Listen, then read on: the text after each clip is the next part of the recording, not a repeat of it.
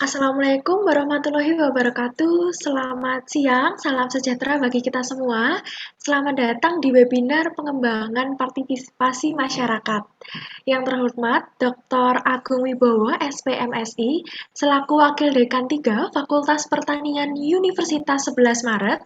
Yang terhormat Dr. Sumina MSI, selaku Kaprodi Penyuluhan dan Komunikasi Pertanian Universitas 11 Maret.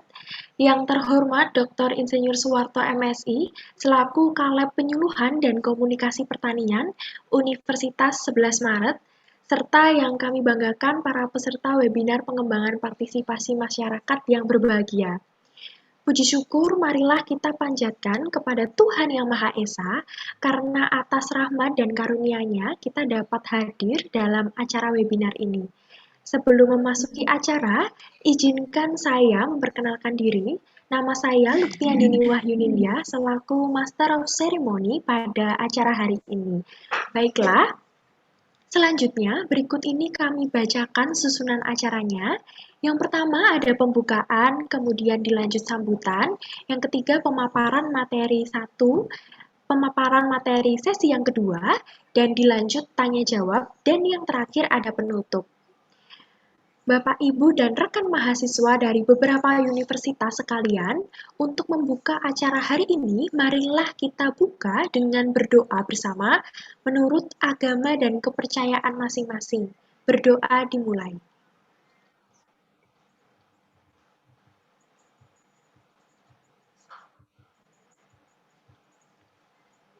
Berdoa selesai, memasuki agenda selanjutnya yaitu sambutan. Sambutan yang pertama akan disampaikan oleh Ibu Dr. Sumina MSI selaku Kaprodi Penyuluhan dan Komunikasi Pertanian. Kepada yang terhormat, dipersilahkan. Terima kasih Mbak Dini. Bismillahirrahmanirrahim. Yang kami hormati bersama Bapak Insinyur Sugeng Rianto MSI selaku Kepala Dinas Pemberdayaan Masyarakat Desa, Kependudukan dan Pencatatan Sipil Provinsi Jawa Tengah, dan yang saya banggakan Mas Elifas Omega Yusuf Fandi Syukur, SP MSc MSI. Ini alumni dari kita juga, ya. Selaku bisnis konsultan di IP Prisma Program. Ini. Kemudian yang kami hormati Bapak WD3 Fakultas Pertanian, Bapak Ibu dosen dari program studi penyuluhan maupun agribis tadinya ada Bu Rina, dan yang kami banggakan adik-adik peserta webinar pada siang hari ini. Assalamualaikum warahmatullahi wabarakatuh. Alhamdulillah, pertama sekali perlu kita panjatkan syukur pada Allah Subhanahu wa taala bahwa pada siang hari ini sampai sore nanti kita masih diberi sempat sehat, hikmat nikmat oleh Allah Subhanahu wa taala sehingga nanti bisa mengikuti webinar pada hari ini dengan baik dalam kondisi sehat. Kemudian yang kedua, kami aturkan terima kasih sekali kepada para narasumber. Terima kasih kepada Pak Sugeng Rianto dan Mas Yoga yang kerso berbagi kepada kami terkait dengan ilmu bagaimana menggerakkan partisipasi masyarakat dalam program pemberdayaan. Kemudian Mas Elifas juga akan memberikan ilmu kepada kita tentang pendekatan market system development dalam peningkatan pendapatan petani. Bapak Ibu yang kami hormati, memang di era sekarang ini pembangunan itu memang harus bernuansa partisipatif, kira-kira seperti itu ya Pak Sugeng ya. Karena harus menggerakkan semua komponen masyarakat yang ada, maka sangat-sangat diperlukan upaya untuk mengembangkan partisipasinya tadi. Sangat-sangat dibutuhkan sehingga disinilah mungkin ya peran penting dari fasilitator maupun penyuluh yang harus senantiasa ya, menguasai ilmu bagaimana menggerakkan masyarakat, bagaimana bisa merubah masyarakat, untuk selalu selalu meningkatkan kompetensinya agar supaya mereka bisa menjadi profesional di dalam melakukan pembangunan tadi ya, agar supaya masyarakat itu cepat berubah ke arah yang lebih baik seperti yang kita harapkan bersama. Alhamdulillah pada siang hari ini kita punya narasumber yang luar biasa yang nanti bisa menginspirasi kita semua untuk melakukan pemberdayaan, kira-kira seperti itu, yang sudah memiliki pengalaman yang luar biasa ini Pak Sugeng dan Mas Yoga ini ya. Dan saya sekali lagi ucapkan terima kasih Pak atas kesediaannya Mas Yoga dan Pak Sugeng, dan terima kasih juga pada panitia ini yang secara cepat menyiapkan acara webinar pada siang hari ini yang dipelopori oleh Bu Putri dan adik-adik mahasiswa dan teman yang lain. Saya ucapkan terima kasih. Mudah-mudahan acara webinar pada siang hari ini nanti akan memberikan manfaat bagi kita semua dan barokah adanya, sehingga kita bisa menjalankan apa yang menjadi tugas kita nanti menjadi lebih baik. Mungkin itu yang bisa saya sampaikan. Kayaknya tidak adil kalau saya terlalu panjang karena yang ditunggu-tunggu ini hanya Pak Sugeng Rianto dan Mas Yoga ini ya, yang sudah ditunggu-tunggu peserta. Kalau Bu Sun sudah jenuh.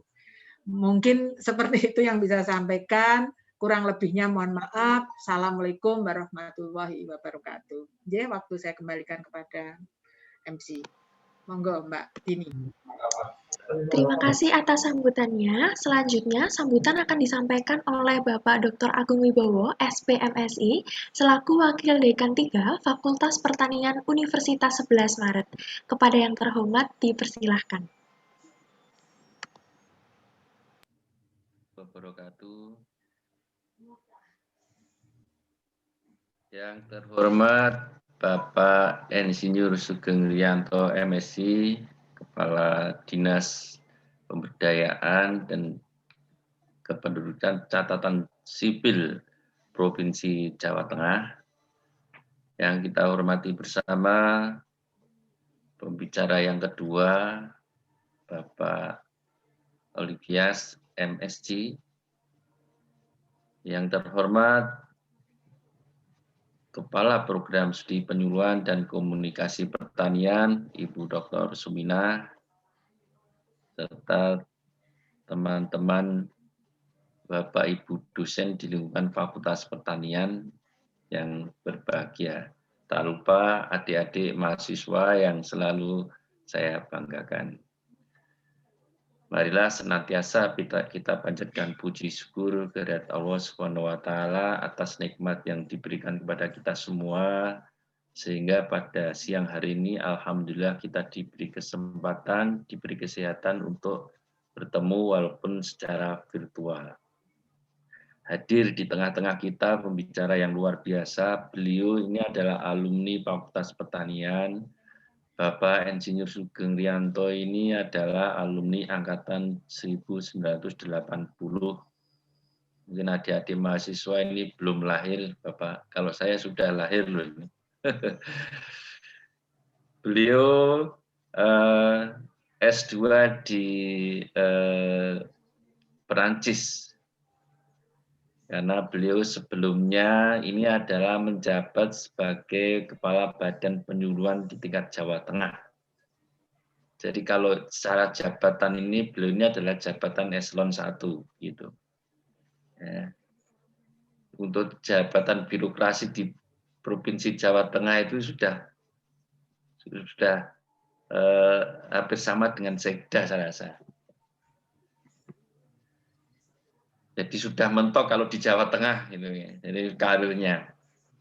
Dan beliau banyak pengalaman yang luar biasa, mulai pengalaman lapangan sampai pengambil kebijakan, bahkan di sini pun beliau menjadi penentu kebijakan di wilayah Jawa Tengah, khususnya terkait dengan kependudukan dan catatan sipil. Untuk pembicara yang kedua, saya biasa memanggil Mas karena ya masih muda ya, Mas Yoga, panggilannya itu Mas Yoga, familiar sekali. Beliau ini alumni kita, tadi program studi agribisnis dan melanjutkan studi di IPB dan juga di Jerman. Jadi dua narasumber ini sama-sama lulusan dari Eropa. Jadi ini luar biasa.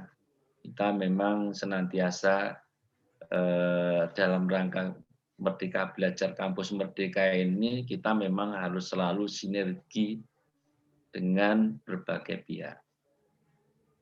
Untuk selanjutnya ini pesan khusus Bapak Kepala Dinas, Bapak Insinyur Sugeng Wianto, MSc. Jadi begini Bapak, untuk ke depan mahasiswa di semua perguruan tinggi di era Merdeka Belajar Kampus Merdeka itu harus menghabiskan, tidak harus tapi memiliki hak 3 semester untuk belajar di luar program studi. Bahkan sebagai Kepala Dinas Pemberdayaan di Jawa Tengah, kami rasa memiliki banyak program-program yang terkait dengan pemberdayaan. Nanti kami mohon kerjasamanya. Barangkali setelah ini nanti kita juga akan menindaklanjuti dengan perjanjian kerjasama, begitu Bapak. Nanti kita bisa menempatkan mahasiswa di dalam program-program proyek kemanusiaan, program pembangunan desa, dan sebagainya. Karena itu akan diekivalen 20 SKS atau 1 semester kira-kira, 20 SKS. Jadi nanti mahasiswa bisa menjalankan full selama 6 bulan. Begitu Bapak. Jadi ini sinergi yang luar biasa saya rasa antara kampus, birokrasi, dan perusahaan. Hari kemarin Fakultas Pertanian juga menjadi tuan rumah penandatanganan perjanjian kerjasama seluruh dekan Fakultas Pertanian se-Indonesia. Kemarin berjumlah 100 dekan Fakultas Pertanian dan menjadi keynote speaker adalah Bapak Menteri BUMN Erick Thohir. Dan itu semua muaranya adalah Merdeka Belajar Kampus Merdeka. Begitu. Kemarin 2 perusahaan, Carut Korpan dan Smart TBK menjadi pembicara dan juga dari Perhutani. Barangkali ini yang pesan khusus ini dari Bapak Dekan, dan mohon maaf Bapak pembicara dan Bapak Ibu serta adik-adik mahasiswa semua, Bapak Dekan tidak bisa memberikan sambutan di tengah-tengah acara ini karena beliau saat ini sudah ada agenda untuk menguji program S3 sehingga tidak bisa ditinggalkan. Sekali lagi kami sangat mengapresiasi dan terima kasih sekali atas waktu dan kesempatannya untuk berbagi ilmu kepada adik-adik mahasiswa dengan kesibukan beliau yang luar biasa, baik itu Bapak Insinyur Sugeng Wianto MSc maupun Mas Olivias Yoga yang juga sebagai konsultan bisnis. Demikian sambutan dari saya, kurang lebihnya mohon maaf. Wassalamualaikum warahmatullahi wabarakatuh. Waalaikumsalam. Sebelumnya, sebelum lanjut ke acara inti kita, saya mengajak Bapak, Ibu, serta rekan mahasiswa semuanya untuk on cam, menyalakan video kameranya karena kita akan memulai sesi foto bersama.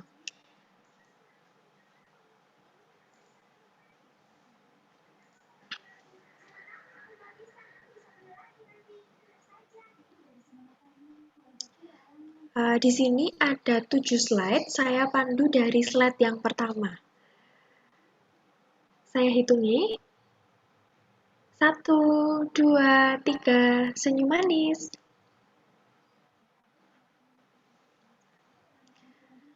Baik, lanjut ke slide yang kedua.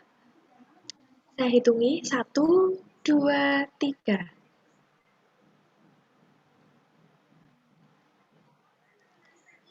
Lanjut ke slide yang ketiga.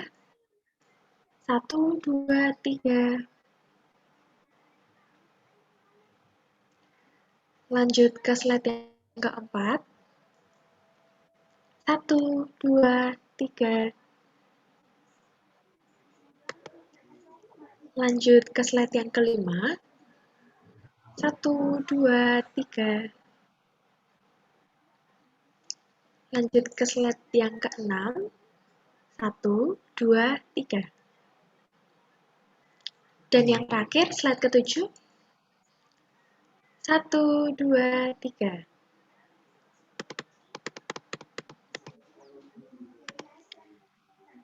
Terima kasih Bapak, Ibu, dan rekan mahasiswa sekalian. Baiklah, langsung saja ke acara inti kita, yaitu pemaparan materi oleh pembicara, sekaligus diskusi dan tanya jawab yang dipandu oleh moderator. Moderator yang akan memandu jalannya webinar kali ini adalah Ibu Putri Permatasari, SPMSI.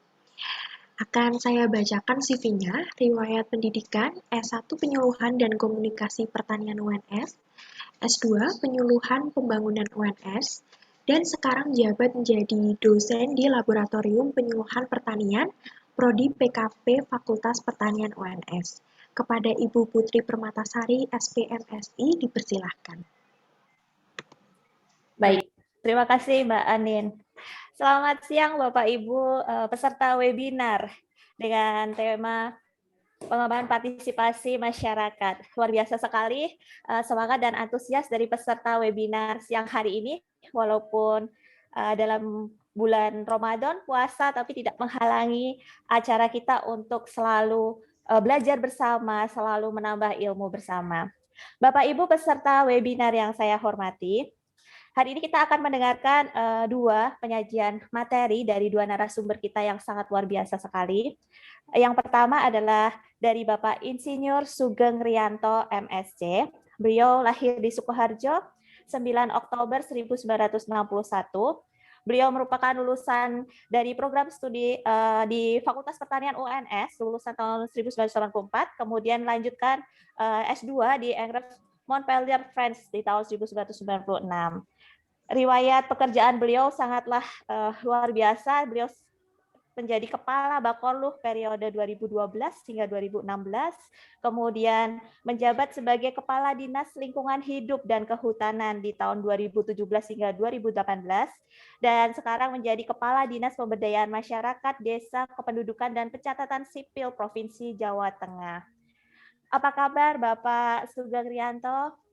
Baik, Mbak Putri. Assalamualaikum. Waalaikumsalam, Bapak Sugeng. Matur nuwun sangat sudah memberikan waktunya kepada kami untuk belajar bersama dengan Bapak. Dan kami sudah tidak sabar untuk mendengarkan pemaparan materi dari Bapak dengan tema bagaimana menggerakkan partisipasi masyarakat dalam program pembangunan. Waktu kurang lebih 25 menit, Bapak, kami haturkan sepenuhnya kepada Bapak Sugeng. Matur nuwun, Bapak. Terima kasih. Assalamualaikum warahmatullahi wabarakatuh. Selamat siang, salam sejahtera untuk kita semua. Segenap pejabat yang di lingkungan Fakultas Pertanian UNS yang kami hormati, saudara narasumber Mas Yoga, adik-adik mahasiswa dan penyelenggara webinar yang saya hormati. Kalau saya diundang UNS, jawabannya hanya satu, yes. Jadi next time dalam berbagai event kegiatan, saya akan selalu dahulukan prioritas sebagai sumbangsih kami pada alma mater kami, yaitu Fakultas Pertanian UNS yang bisa membuat BYS semuanya. Pada saat ini saya terima kasih sekali bahwa saya diberikan kesempatan untuk memberikan materi partisipasi masyarakat dalam pembangunan desa. Dan saya berterima kasih sekali tadi Pak Dekan masih ada, Pak Agung. Saya berterima kasih sekali Pak.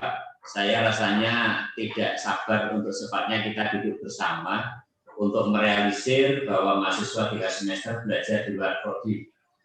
Justru ini saya balik.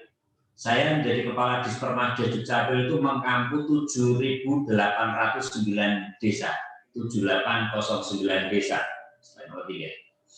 Nah, disitulah 7809 desa itu masing-masing desa mempunyai dana desa, ada yang kurang 800 juta, Ada yang 800 sampai dengan 1,2 miliar dan ada yang di atas 1,2 miliar.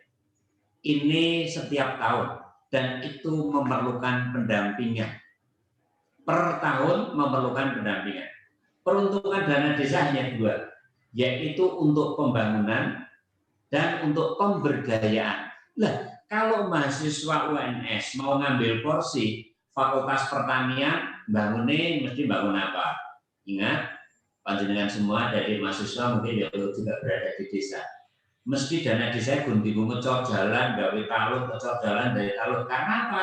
Usulan pemberdayaan masyarakat itu belum muncul. Disitulah kalau misalnya 3 semester belajar di luar prodi, yuk kita duduk bersama, mahasiswa bisa membantu Dispermades apa, akan saya sebar di 7.809 desa di Jawa Tengah. Wes, mahasiswanya berapa kon milih bisa? Ya, ini sangat bagus. Ini KKN tematik dan sebagainya. Lanjut. Kalau kita bicara desa, ya, sama kelurahan mungkin ada di mahasiswa nggak kurang begitu paham. Ya, bedanya apa toh? Yang bedakan hanya satu, yaitu kalau kelurahan itu kepala desanya pegawai negeri alias ASN. Jadi apakah kelurahan itu pejabat publik? Tidak.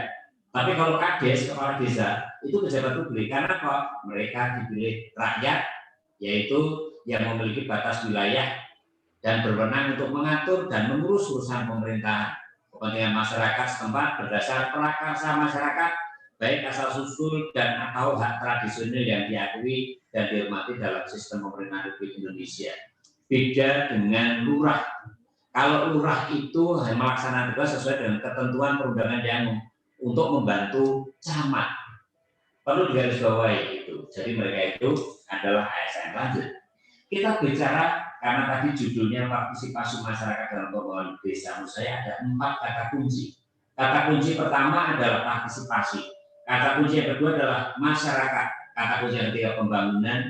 Dan kata kunci yang keempat adalah desa. Ada 4 keyword ini yang harus kita pegang bersama. Lanjut. Kalau kita bicara kewenangan, belum. Nah, ini yang membedakan bahwa desa itu lahirnya sejak ini ada Undang-Undang Nomor 32 2004 dan diperbarui Undang-Undang Nomor 6 Tahun 2014. Ini yang saya garis bawahi adalah kewenangan lokal yang berskala desa. Ya, karena ini merupakan urusan pemerintah yang menjadi kewenangan kabupaten kota yang secara pengaturannya kepada desa itu menurut Undang-Undang Tahun 32 Tahun 2004. Tapi Undang-Undang Nomor 6 Tahun 2014 simpel, kewenangan lokal berskala desa. Lanjut. Lah, inilah kewenangan lokal desa itu apa saja? Ada 4 item, yaitu pelayanan dasar terkait dengan posyandu, penyediaan air bersih, PAUD, sanggar belajar, sanggar seni budaya, perpustakaan desa. Ini ada di mahasiswa juga harus tahu desa jadi ini apa nih toh? Ini apa-apa? Mau apa-apa ada? Ada pelayanan dasar. Jadi itu bagian dari mandat pembangunan desa yang diamankan ada 4, yaitu yang kedua sarana prasarana. Apakah jalan desa, jalan wisata tani, embung desa, ya, rumah tinggal, sanitas lingkungan, balai rakyat, irigasi tersier, lapangan desa dan seterusnya. Untuk yang pengembangan ekonomi lokal, ini ada pasar desa, usaha kecil berbasis desa, keramba ikan, pangan, benih, ternak kolektif, energi mandiri, ya, sayur mayur, bumdes dan tambatan perahu serta wisata desa.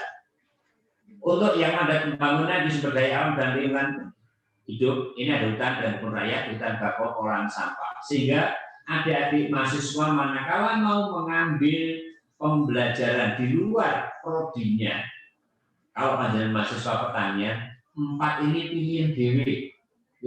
4 hal ini, mandat ini silakan dipilih dan ayo datang ke Semarang, kita duduk atau Pak Sugeng ditimbali ke UNS untuk rapat bersama.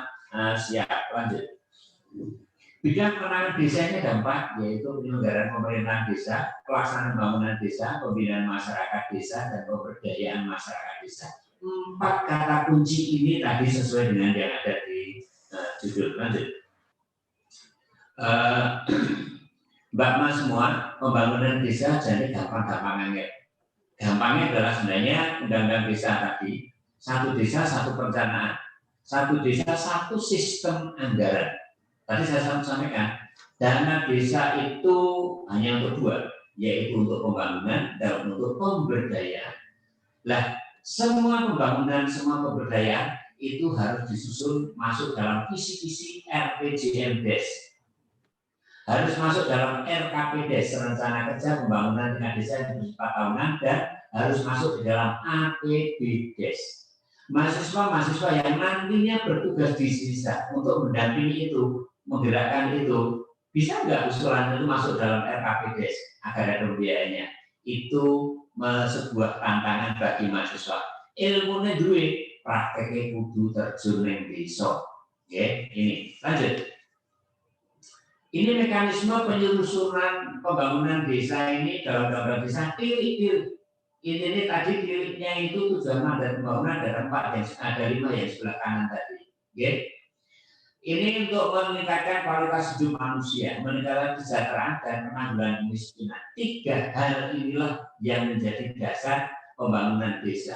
Kualitas hidup, kualitas lingkungan, kesejahteraan masyarakat, dan menanggulangi kemiskinan. Ini untuk mewujudkan desa yang mandiri, kuat, demokratis, sehingga pembangunan desa harus berkelanjutan. Dengan apa? Salah satunya dengan dana desa. Melalui apa? Dengan perencanaan yang jelas, pelaksanaan serta pengawasan yang dimaknai dilandasi dengan gotong royongan. Lanjut.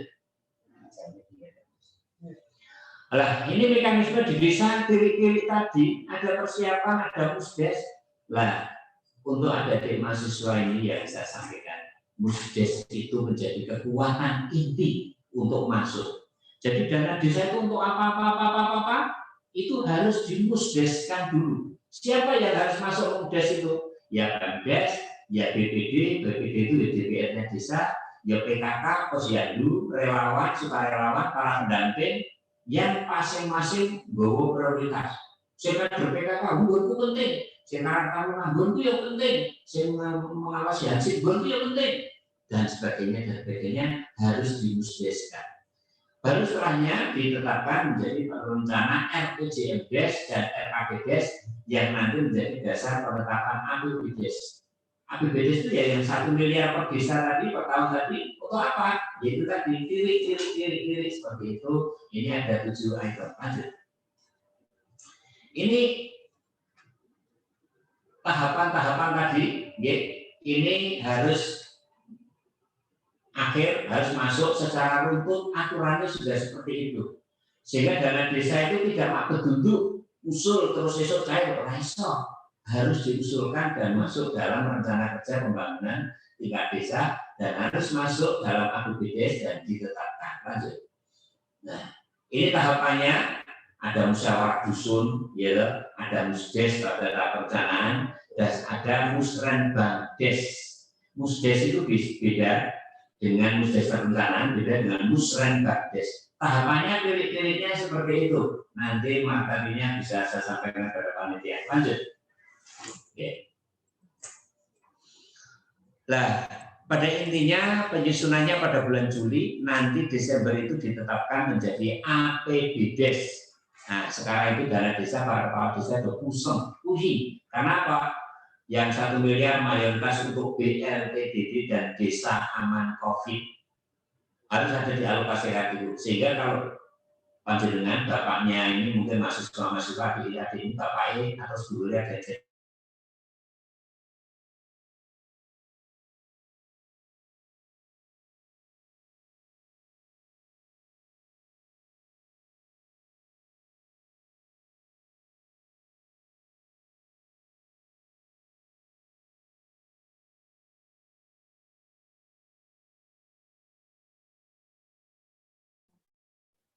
Halo, Bapak Sugeng.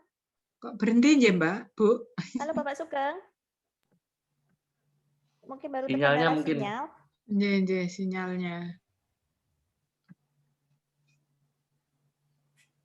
Halo, Pak Sugeng. Halo Pak Sugeng.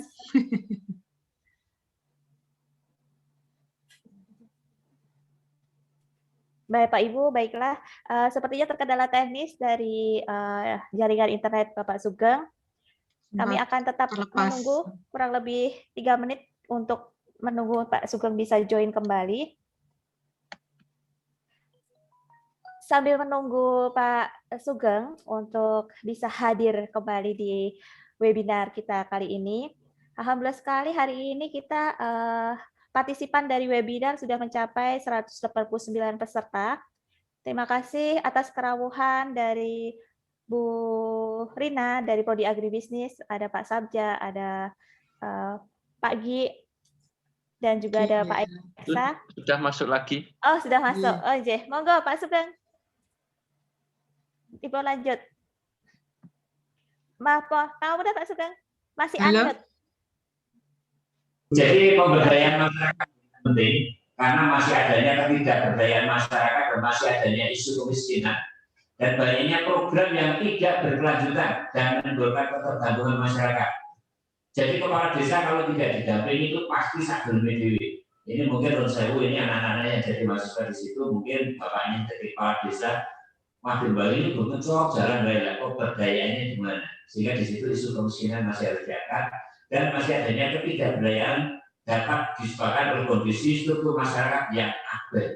Biasanya yang abai atau kepala desa pada saat pilkades kalah itu terus bagian teman-teman belum, ya loh, terus masih ada disharmoni menimbulkan pro kontra di tingkat desa. Nah, ini permasalahan untuk esensi pemberdayaan. Okay. Nah, ini harus inti dari berdaya ini adalah bagaimana kita memperkuat potensi dan terciptanya kemandirian dengan tujuan memberdayakan masyarakat untuk membentuk individu. Hasil yang diharapkan adalah tumbuhnya kompetensi masyarakat. Mereka mau bertanggung jawab secara sosial dan mempunyai kapasitas di tengah masyarakat. Lanjut. Ini definisi pemberdayaan ini di tingkat kuliah nggak usah lanjut. Tujuan pemberdayaan juga lanjut. Ini ilmunya di kampus saja. Partisipasi. Ini kita sampaikan bahwa partisipasi sebagai bentuk deliberalisasi yang merupakan perwujudan pertemuan antara pemerintah dan masyarakat dalam wujud perencanaan, pelaksanaan, dan pengawasan pembangunan desa. Ini yang kita harapkan ini ada untuk yang tulisan prosesnya yang tidak kelihatan. Teman kami yang membuat kurang begitu pas untuk hurufnya sehingga di atasnya tidak begitu kelihatan. Partisipasi terus lanjutnya, terus ya itu ilmunya lanjut. Ya, kenapa partisipasi masyarakat ini perlu ditumbuhkan? Karena kita harapkan ini melalui kelembagaan yang ada bisa tumbuh ini wadah dari partisipasi masyarakat. Yang ada cuma apa? Lanjut, ya.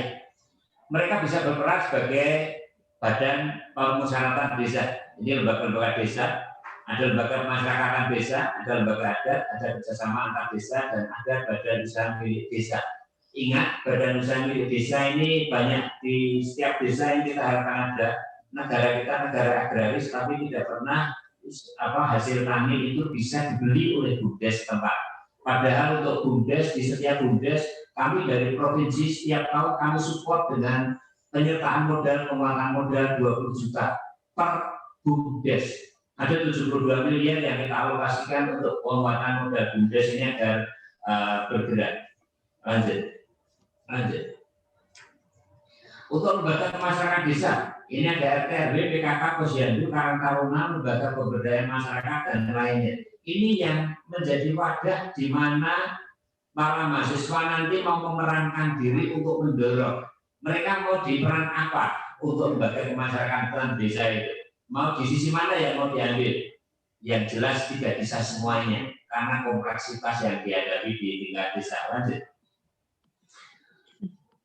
Ini posisi strategis pendamping desa, lembaga pemberdayaan masyarakat desa ini karena kita harapkan membantu kepala desa dalam menyerap aspirasi masyarakat, merencanakan pembangunan. Mbak Mas semua, Ibu Bapak sekalian, kepala desa yang terpilih itu beraneka ragam.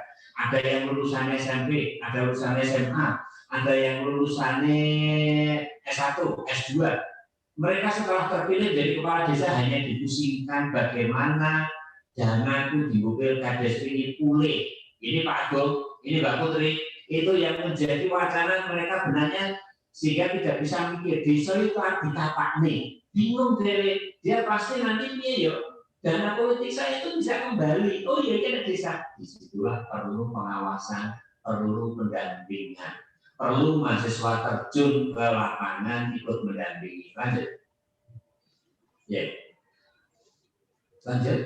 Nah, belum. Ya. Kalau kita bicara belum.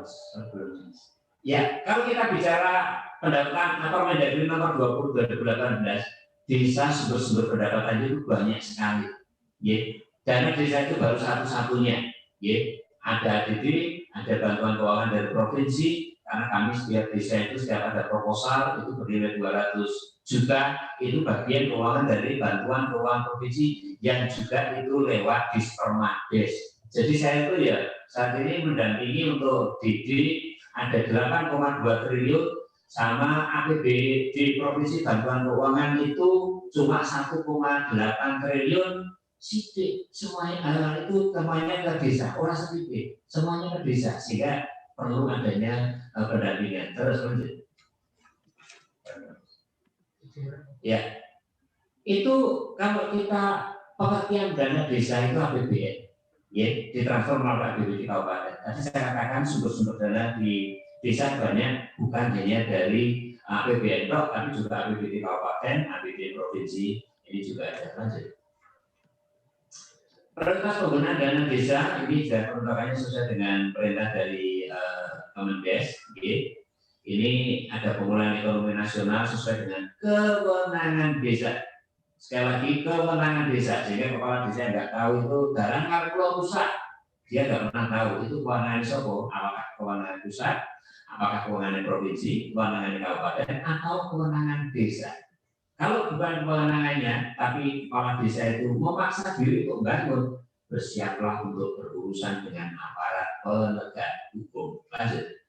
Nah, penggunaan dana desa 2021 sehubungan adanya pandemi COVID, ya, ini diarahkan untuk jaring pengaman sosial. Nah, untuk BLTDD, bantuan langsung tunai dari dana desa itu terutama untuk yang tidak tercover dari non-DTKS.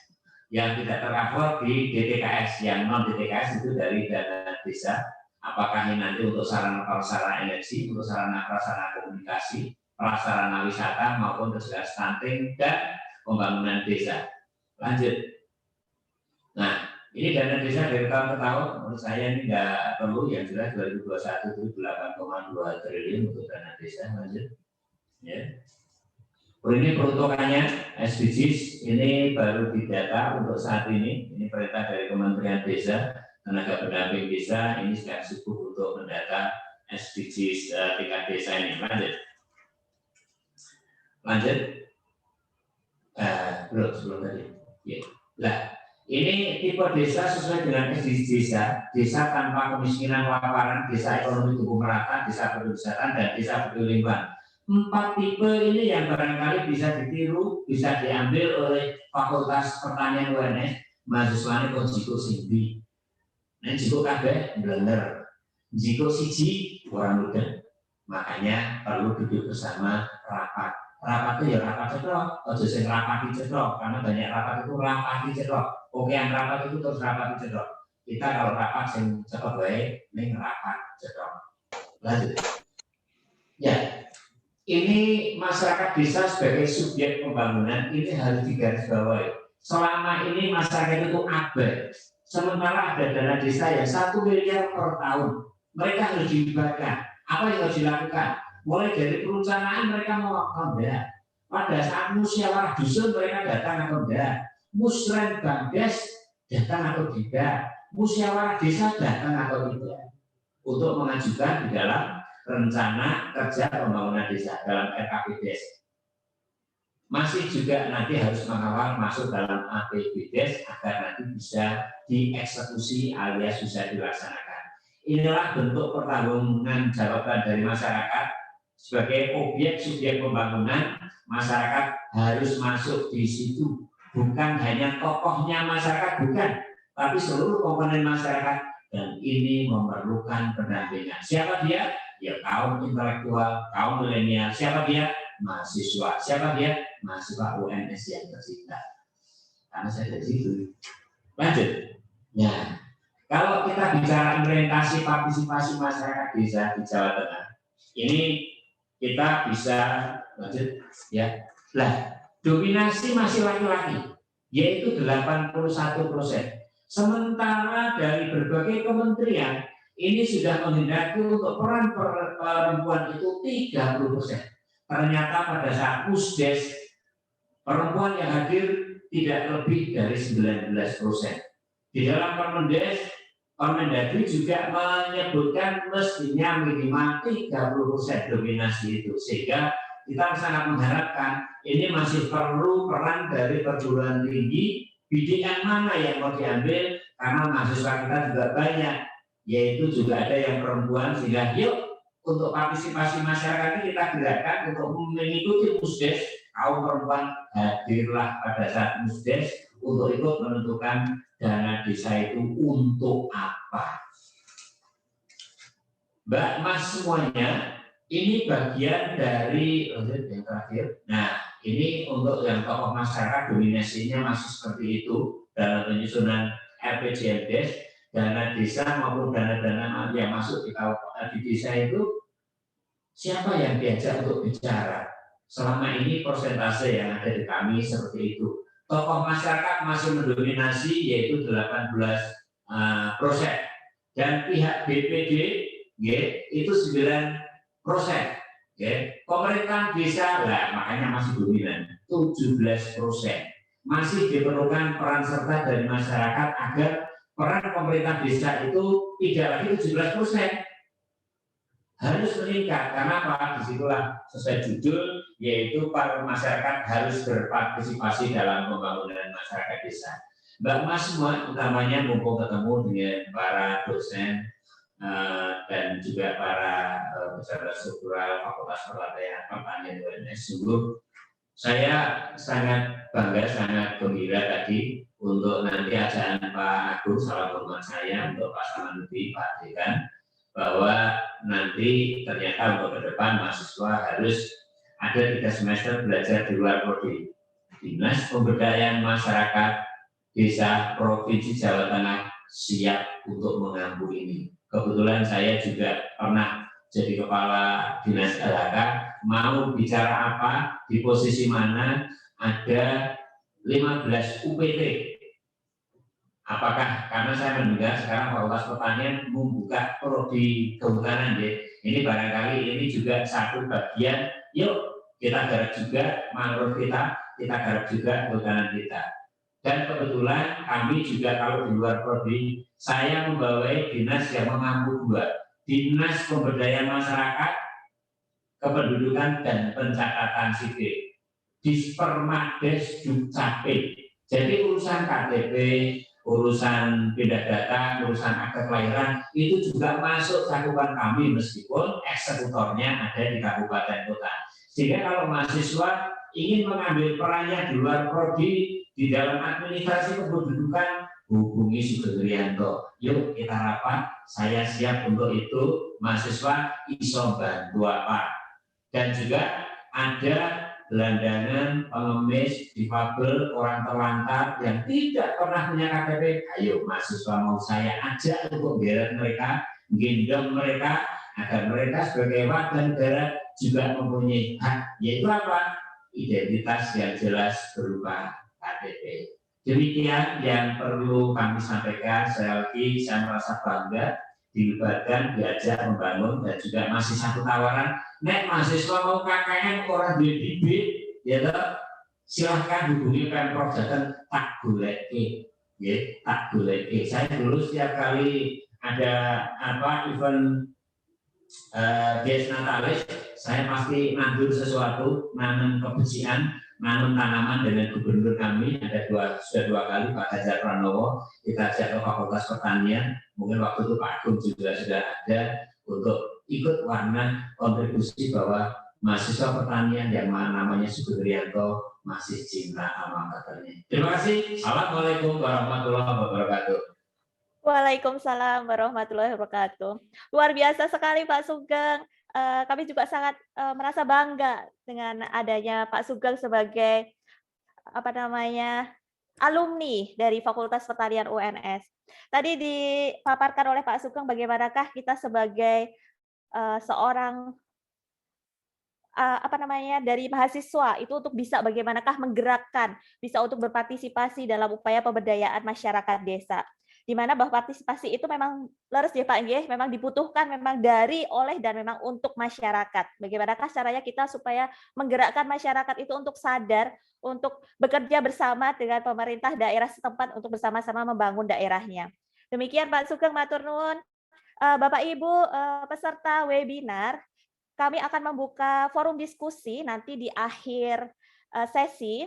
Jadi Bapak Ibu bisa untuk menuliskan di kolom chat nama, kemudian pembicara yang dituju, dan juga pertanyaan, karena ada sesi diskusi di akhir sesi forum nanti. Baik, untuk acara selanjutnya, kita beralih ke narasumber yang kedua, yang tidak kalah menariknya. Dan beliau adalah Bapak Elifas Omega Yusufa Disyukur SP MSc MSI. Riwayat pendidikan beliau merupakan lulusan dari program studi agribisnis UNS tahun 2010 hingga 2014, dan kemudian melanjutkan di sempat sebagai Master of International Agribusiness and Rural Development IARD program, double degree program funded antara IPB dan Göttingen University di tahun 2016 hingga 2019. Sangat luar biasa sekali. Dan di mana beliau di tahun 2012 hingga 2014 sebagai marketing staff interni UD Mandiri Organic Rice. Di tahun 2015 juga sebagai data tabulation consultant dan juga asisten area sales manager PT Unilever Indonesia Tbk. Dan di tahun 2019 hingga sekarang, beliau merupakan business consultant at Australia Indonesia Partnership for Promoting Rural Income Stocks Support for Markets in Agriculture atau PRISMA. Selamat siang, Mas Yoga. Saya panggil Mas saja, nggak apa-apa ya. Yoga aja, Bu Putri. Oke, karena sangat muda sekali dan muda tapi berprestasi, sangat luar biasa. Kalau di Dukcapil bikin repot Pak Sugeng ini, namanya panjangan. Anja laras. Baiklah, Mas Yoga nanti akan menyampaikan materi yang memang sangat kita nantikan, di mana bahwa ada pendekatan market system development di dalam peningkatan pendapatan petani, dan ini memang sangat dibutuhkan, di mana bahwa bagaimana caranya kita bisa untuk meningkatkan pendapatan petani, di samping kita bisa untuk pendekatan dengan pemenuhan sarana dan prasarana produksi, tapi juga ada market system development di situ. Baik, waktu sepenuhnya selama kurang lebih 25 menit, Mas Yoga. Kami persilakan kepada Mas Yoga. Matur nuwun. Terima kasih, Bu Putri. Ya, bismillahirrahmanirrahim. Assalamualaikum warahmatullahi wabarakatuh. Yang terhormat Pak Sugeng sebagai senior saya. Berarti kalau di luar boleh manggil Mas ya, Mas Sugeng ya. Kalau di kantor baru boleh Pak nanti. Kemudian juga Pak Agung yang terhormat, yang sudah mengundang saya juga, terima kasih Pak, semoga tidak salah mengundang Pak. Kemudian juga Bapak Ibu dosen yang Masya Allah, demi Allah kalau saya benar-benar ketemu akan saya sungkem satu-satu Pak, karena benar-benar bagi saya memang jasa Bapak Ibu dosen itu sangat luar biasa, karena dulu juga nggak terlalu pinter banget, tapi Alhamdulillah bisa lulus. Dan juga pesan saya juga buat adik-adik semua yang masih kuliah, hargai Bapak Ibu guru, turuti kata beliau, karena insya Allah keberkahan ada di situ, baik berkah ilmu, berkah karir, dan semuanya. Dan trust me it works lah gitu, karena sampai sekarang pun juga dengan silaturahmi dengan Bapak Ibu guru, Bapak Ibu dosen, insya Allah berkah semua tetap mengalir begitu. Ya, alhamdulillah, amin. Mungkin bisa ditampilkan slide-nya, Bu Putri. Tadi ada satu video sih, kalau misalnya tidak bisa mungkin bisa lewat YouTube tadi gitu. Oh ya Mbak, ini yang share ya. Baik, ini sekilas mengenai Prisma. Dari apa itu Prisma, bukan sebelah bentuk dalam matematika gitu ya, tapi adalah program. Jadi program bilateral antara dua negara, dari Australia dengan Indonesia, yang ini sudah berjalan sejak tahun 2013 Bapak Ibu dan adik-adik semua. Jadi udah di fase kedua sampai 2023 besok insya Allah. Gitu.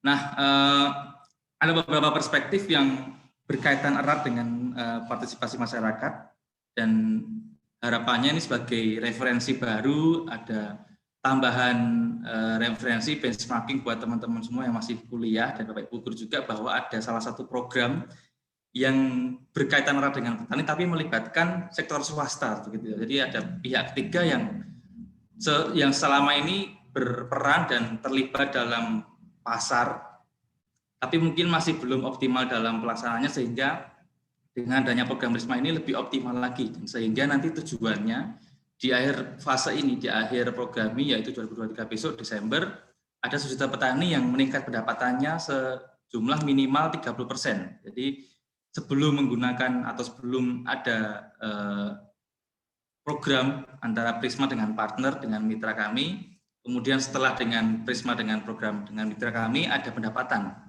30% increase income-nya seperti itu. Next. Jadi di dalam next ya.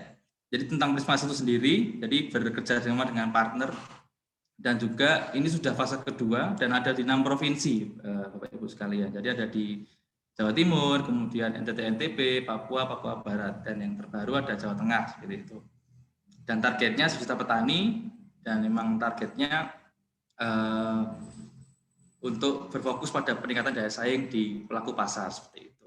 Next. Dan ada 5 hal yang bisa Prisma tawarkan, jadi kerjasama Prisma dengan partner dalam rangka untuk meningkatkan pendapatan kepada petani tadi, yaitu adalah solusi bisnis yang inovatif dan berkelanjutan, karena harus sustainability, kemudian juga berbagi risiko dalam menerapkan solusi. Jadi ketika sudah ada ide, ada inovasi, kami pun dengan donor dari Australia bersedia untuk patungan dalam implementasinya di lapangan seperti itu. Khususnya untuk hal-hal yang sebelumnya dianggap oleh pelaku pasar itu tidak insentif, itu misalnya memberikan edukasi kepada petani, kemudian ada TOT kepada petani, pada champion-champion petani, kan sebenarnya itu tidak terlalu insentif bagi perusahaan-perusahaan swasta gitu kan. Aku harus keluar uang banyak untuk modul dan lain-lain, tapi itulah kami bisa support di situ gitu. Kemudian juga kami juga bantu untuk mediasi antara pelaku pasar sehingga bisa adanya multi partnership. Jadi misalnya dengan dinas, kemudian dengan pelaku pasar swasta dan lain-lain. Dan juga kami juga ada identifikasi terhadap sektor potensial, misalnya untuk komunitas-komunitas tertentu yang sebagai komunitas strategis provinsi, kami juga bisa support di situ. Dan akhirnya efisiensi pasar pun meningkat gitu. Untuk lebih jelasnya akan saya jelaskan di slide berikutnya gitu. Next Mbak Dini. Kemudian ada nih adanya pendekatan MSD. Jadi kalau zaman dulu mungkin Bapak Ibu dan teman-teman bisa melihat bahwa program-program internasional itu biasanya program-program misalnya benih bantuan misalnya gitu kan, benih bantuan atau pupuk bantuan gitu kan. Itu kami merasa di dunia development itu tidak sustain gitu, karena ketika program itu selesai, ketika itu bantuan itu selesai, petani akan kembali melakukan praktis sebelumnya dan juga tetap pada posisi tingkat kesejahteraan yang sama sebelum adanya program seperti itu. Makanya ada pendekatan baru yaitu market system development yang melibatkan pihak swasta atau pihak yang di tengah-tengah stakeholder yang lainnya, baik itu pemerintah, kemudian juga perusahaan swasta maupun perusahaan pemerintah seperti itu. Sehingga bareng-bareng membangun benar-benar sektor pertanian ini dan akhirnya mendorong sistem pasar agar berfungsi lebih efektif, berkelanjutan dan bermanfaat bagi penduduk miskin dengan menguatkan kapasitas serta meningkatkan kesempatan mereka demi perbaikan kualitas hidup seperti itu. Next.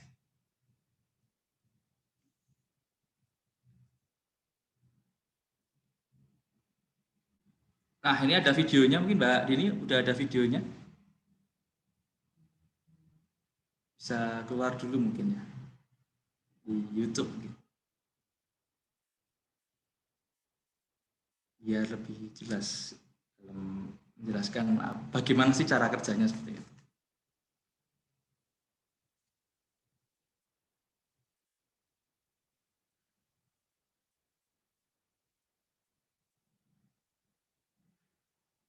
Atau mau saya yang share screen, Mbak Dini?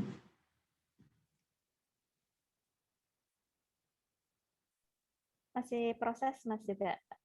Oh ya. Okay. Bersaing secara efektif di pasar.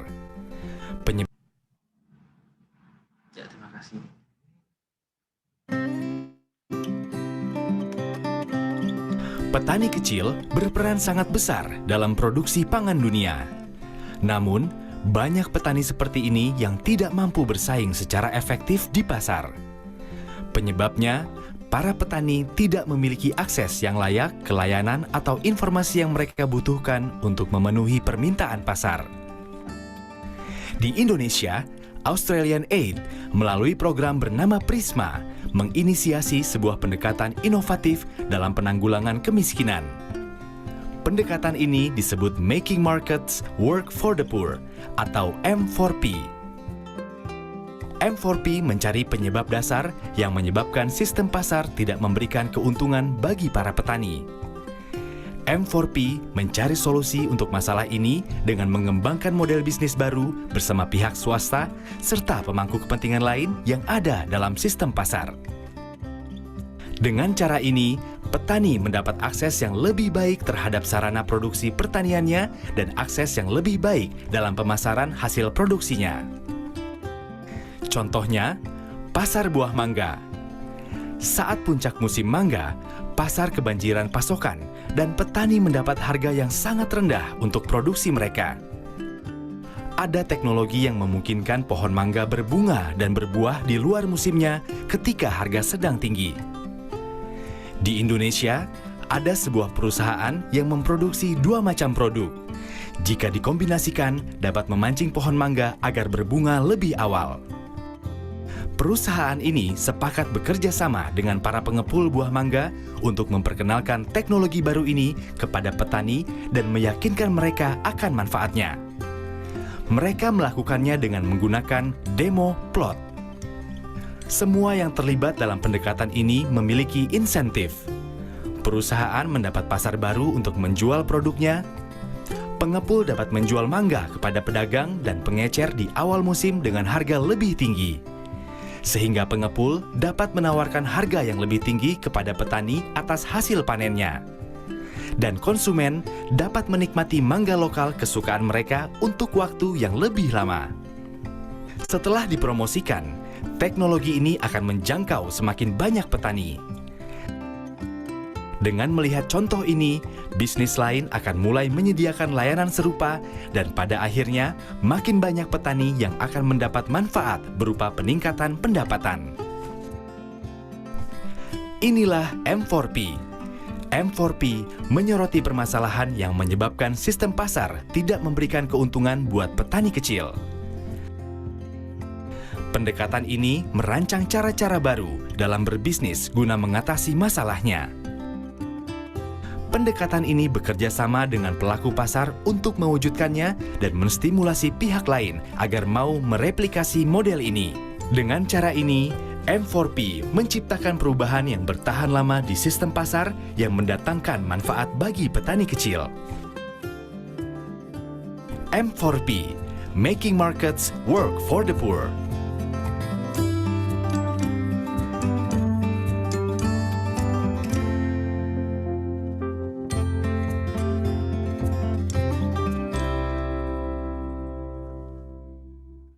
Terima kasih Mbak Didi, mungkin bisa dilanjutkan lagi slide-nya.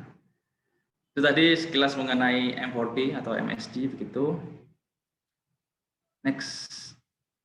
Nah, bagaimana sih akhirnya Prisma tadi menggunakan MSD tadi? Jadi berarti benar-benar sebelum masuk ke partisipasi masyarakat pedesaan misalnya, kita juga harus tahu dulu nih kira-kira komoditas apa yang berpotensi untuk ekonomi yang atau kompetensi ekonomi yang tinggi. Kemudian habis itu kita cari nih kira-kira root cause-nya apa nih di lapangan tuh kira-kira yang menjadi kendalanya apa gitu. Kemudian kita juga cari kira-kira pelaku-pelaku industri itu siapa aja sih yang terlibat dalam hal itu.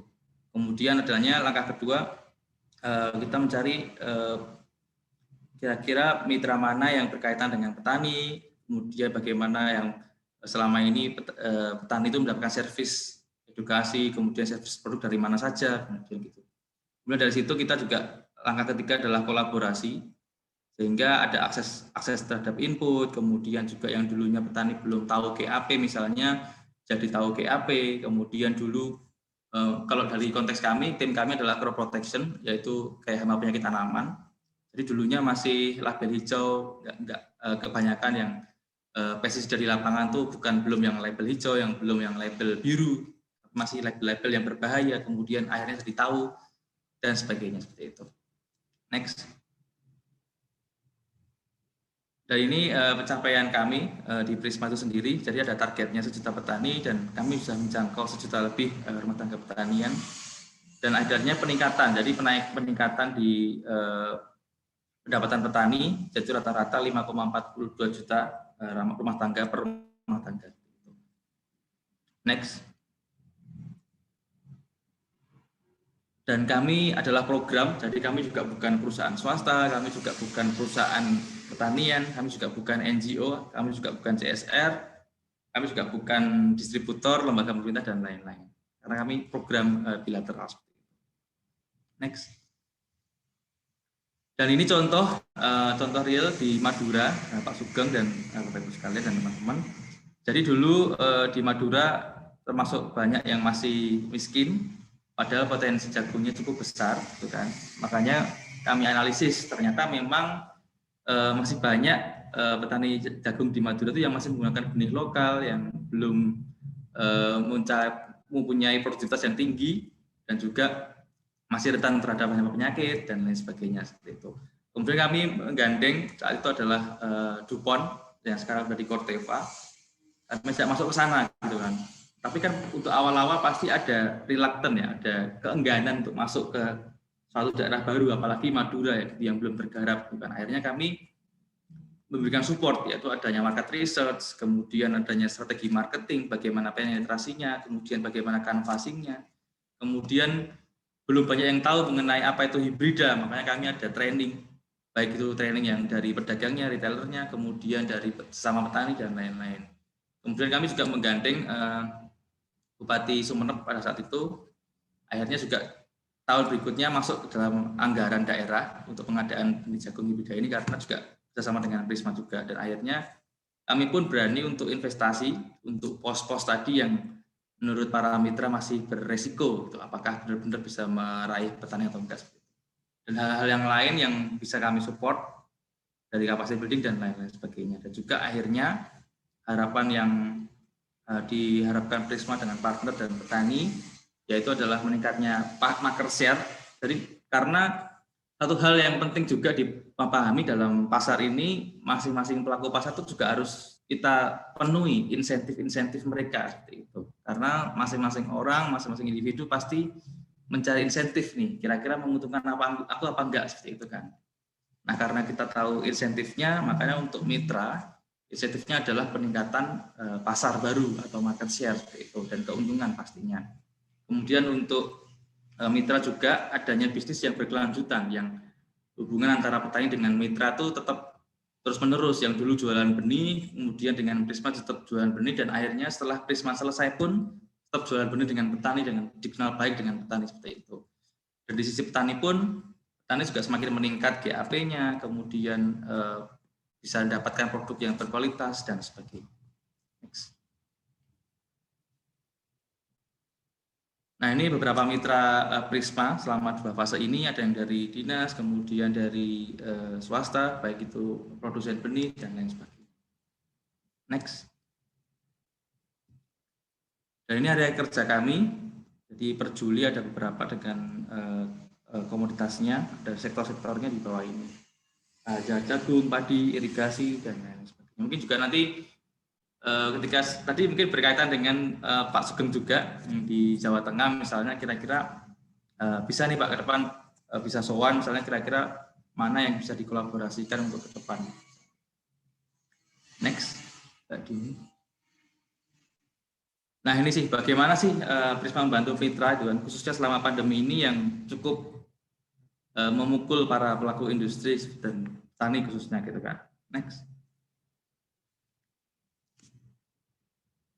Nah, jadi Prisma dalam saat Corona ini membantu beberapa partner kami untuk pengembangan webinar, penggunaan Facebook, video promosi, kemudian online temu tani. Next.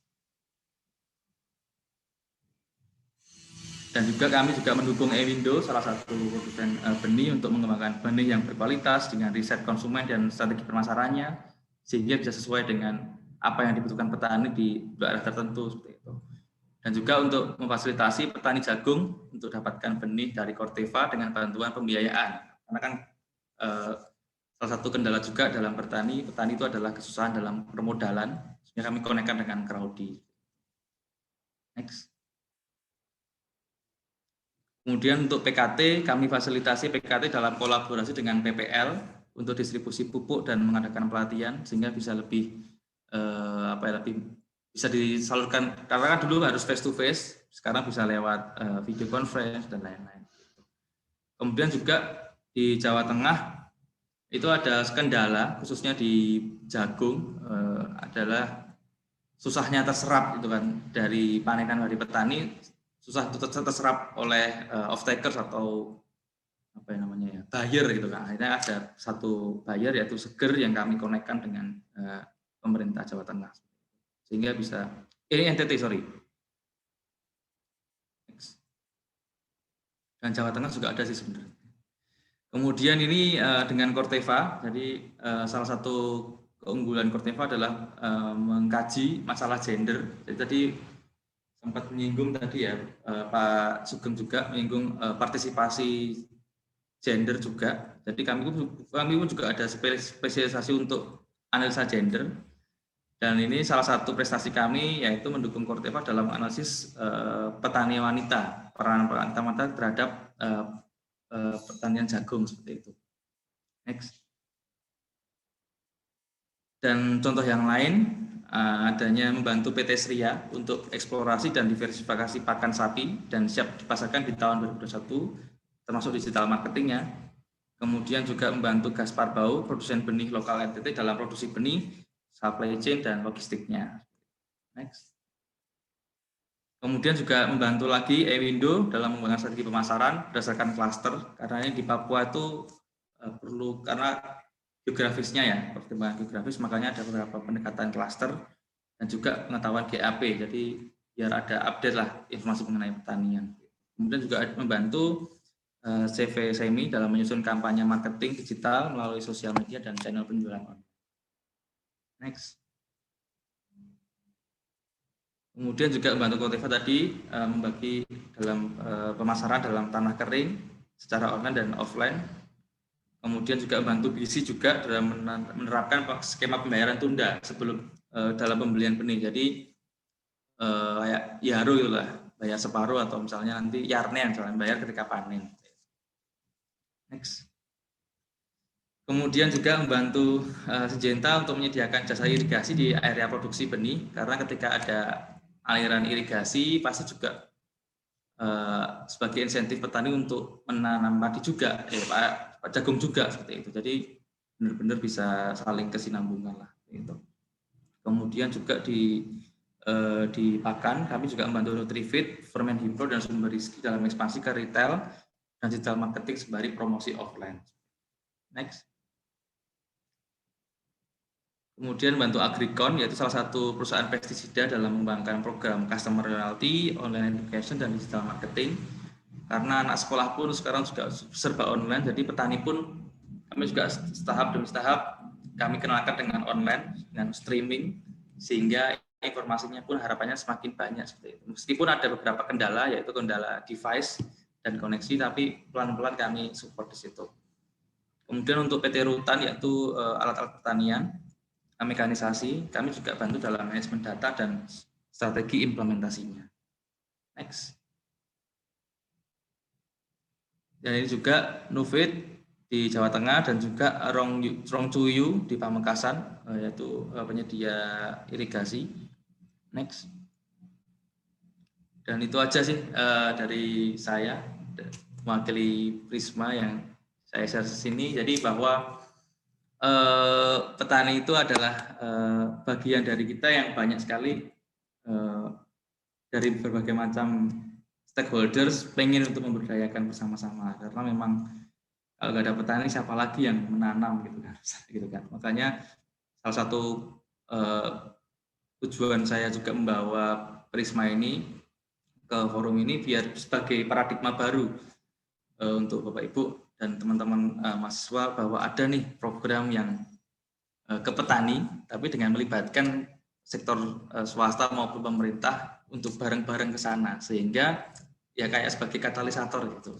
Jadi harapannya ketika nanti kadang-kadang ketika mempunyai jabatan, mempunyai target-target penjualan misalnya, itu kadang-kadang tidak terlalu fokus untuk hal-hal yang lain, untuk peningkatan, kemudian inovasi. Makanya oleh itulah Prisma itu hadir untuk memberikan ya pemikiran pihak ketiga lah untuk pengembangan bisnis yang dilakukan selama ini seperti itu. Dan harapannya ketika karena ini Prisma hanya program sampai Desember 2023 dan harapannya setelah Prisma selesai pun baik itu pemerintah, kemudian pelaku swasta maupun BUMN bisa terus bekerja dengan petani secara sustain seperti itu.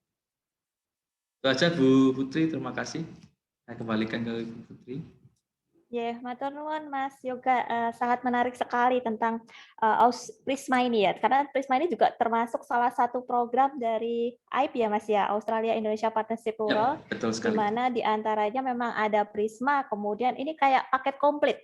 Ada Prisma, kemudian ada Tirta juga ya, yang juga untuk mengatasi Dulunya masalah ya, irigasi. dulu masih pisah-pisah Ibu. Kemudian di fase kedua jadi satu Prisma semua.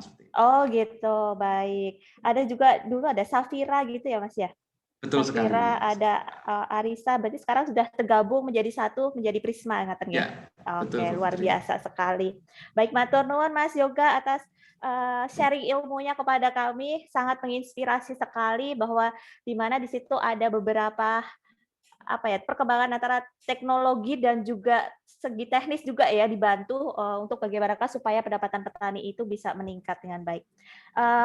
Baik Bapak Ibu peserta seminar, peserta webinar, baik kita mulai di sesi diskusi kali ini. Bila ada pertanyaan dari Bapak Ibu bisa langsung untuk mengajukan pertanyaan atau bisa menulis di kolom chat yang sudah disediakan. Ini sudah ada beberapa pertanyaan.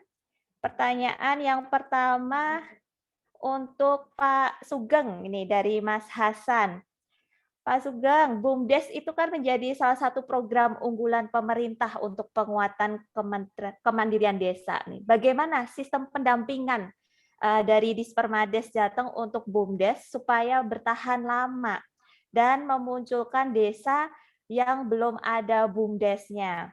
Kemudian, apakah ada pelatihan-pelatihan untuk kader BUMDes tersebut? Pertanyaan dari Mas Hasan, kemudian tertuju juga untuk Mas Yoga. Konsep M4P itu cukup menarik untuk meningkatkan produktivitas petani. Bagaimana langkah petani supaya menjadi M4P atau Prisma? Monggo mungkin bisa dari Pak Sugeng terlebih dahulu, monggo Bapak untuk menjawab pertanyaan dari Mas Hasan. Oke. Terima kasih Mas Hasan yang sudah memperhatikan kondisi di desa untuk menggerakkan ekonomi. Salah satunya adalah pembentukan BUMDes, Badan Usaha Milik Desa. Dari 7.809 desa, kebetulan yang sudah membentuk BUMDes itu baru kurang lebih 4.400-an desa.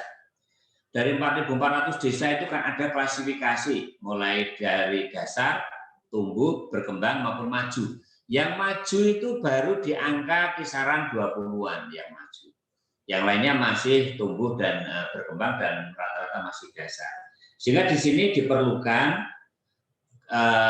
peran dari pemerintah. Kebetulan untuk pemerintah provinsi akarnya itu ada di kabupaten. Sekarang dalam era otonomi, Permades provinsi dengan kabupaten itu terputus. Kita bisanya hanya untuk koordinasi sama kolaborasi. Sehingga kita yang menyiapkan kebijakan, mensupport anggarannya itu sudah. Tinggal sekarang kiat dari kabupaten setempat untuk menggerakkan BUMDes. Sehingga dalam hal ini masih menjadi mainan baru untuk BUMDes, untuk adik-adik mahasiswa juga. Meskipun di era pandemi ini kami tetap masih membantu di tahun 2021 ini. Saya masih mampu membantu, akan membantu 3.674 desa akan kita support dengan pendampingan penguatan modal masing-masing akan kita kasih 20 juta. Sedangkan untuk yang pelatihan kader memang itu perlu. Tapi dalam pelatihan ini banyak yang kena refocusing alias diamputasi, diketok dinggo penanggulangan COVID-19. Sehingga dalam hal ini, mari mahasiswa yang masih mempunyai atensi, kepedulian untuk desa, yuk jegur dan bangun desa yuk. Sampai mau bisa apa? Menggerakkan BUMDes, badan usaha milik desa, mau apa agar ekonomi desa menggeliat, silahkan ini di desa salah satu mainannya adalah BUMDes agar ini menjadi sebuah badan usaha yang profitable dan menguntungkan. Sekali lagi perlu pendampingan dari kita semua. Dan dari provinsi memang terbatas, yaitu kita baru mengasih support untuk penguatan modal. Di tahun 2020 kita sudah mencoba untuk sembako provinsi yang satu paket itu ada seharga 200.000 paket sembako. Itu kita coba untuk diadakan oleh BUMDes agar BUMDesnya latihan. Nggak banyak sih, cuma 1,2 juta paket. 1,2 juta paket kali 200.000 per paket bisa dihitung. Saat itu sing tukang hantar adalah PT Pos Indonesia dibayar 10.000. BUMDes yang kita kasih mainan untuk membelikan sembako tersebut. Dan itu bagian dari pelatihan untuk mereka. Sedangkan yang pelatihan capacity building untuk para pengurus, jujur ini banyak sekali yang kena refocusing. Nah, dalam ini karena ini kebijakan pemerintah. Begitu Mbak Putri, matur nuwun. Nggih, matur nuwun sangat Pak Sugeng. Selanjutnya kepada Mas Yoga. Monggo Mas Yoga. Iya, tadi untuk Mas Hasan tadi ya, Putri ya. Oh ya, jadi memang Prisma itu dalam implementasinya itu menggunakan pendekatan wilayah dulu. Jadi ya kami punya beberapa indeks kemiskinan, Mas Hasan. Jadi kayak Solo nggak mungkin lah kita masuk Solo gitu kan, karena Solo udah makmur lah. Kalau Jawa Tengah misalnya dari Wonogiri, kemudian Boyolali, Sragen. Jadi kami punya indikator kemiskinan yang pertama itu. Kemudian yang kedua, kami lihat dulu potensi wilayahnya, Mas Hasan. Kira-kira mana sih yang punya potensi pertanian yang tinggi gitu. Karena kan kadang-kadang juga ada daerah yang kurang maju misalnya pertaniannya misalnya, atau benar-benar sangat sedikit petani yang membudidayakan misalnya. Jadi kita cari dulu komoditasnya yang kira-kira sesuai dengan daerah tadi yang punya potensi untuk dikembangkan seperti itu. Dan benar-benar strategis, misalnya kayak padi dan jagung mungkin. Jadi karena berkaitan dengan skala juga, karena kami terbatas dan juga waktunya juga terbatas, makanya kami pilih dari mana dulu yang strategis komoditasnya. Gitu. Sehingga kami kemudian yang berikutnya adalah kami karena menggandeng mitra, baik mitra swasta ataupun pemerintah, mereka pasti punya target-target atau misalnya rujukan-rujukan daerah mana yang akan dikerjakan. Nah dari situ kami match-kan lah antara riset dari Prisma kemudian dengan mitra yang kita tuju, sehingga ada titik temu nih, ada irisan mana yang kira-kira akan kita kerjakan seperti itu sih untuk daerahnya. Itu Mas Hasan. Terima kasih. Yeah, matur nuwun Mas Yoga. Jawabannya sangat menarik sekali. Baik, ini ada juga di pertanyaan selanjutnya. Ternyata ini sangat antusias sekali peserta webinar siang hari ini, di mana satu peserta itu langsung adil nih, paketnya juga paket komplit. Paket komplitnya kepada Pak Sugeng dan juga Mas Yoga. Dari pertanyaan dari Mas Hafiz ini, ditujukan kepada Pak Sugeng. Apa kendala yang Bapak sampaikan di masa virtual sekarang dan bagaimana solusinya? Kemudian kepada Mas Yoga, ini pertanyaannya, ada tidak syarat untuk MSD? Untuk tindak lanjut dari MSD sendiri untuk petani zaman sekarang itu penerapannya seperti apa? Kemudian hambatan serta solusi apa yang dapat diterapkan petani di era masa virtual atau bersaing dalam memenuhi target konsumen? Ini ada dua pertanyaan yang ditujukan kepada Pak Sugeng dan juga Mas Yoga. Monggo, Pak Sugeng terlebih dahulu.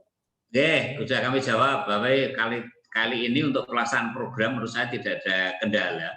Dan ini bisa kita tempuh dengan tetap dengan VidCon virtual seperti ini, Yang jadi problem adalah pada saat ini penentuan kebijakan yang harus ditindaklanjuti oleh para kepala dinas.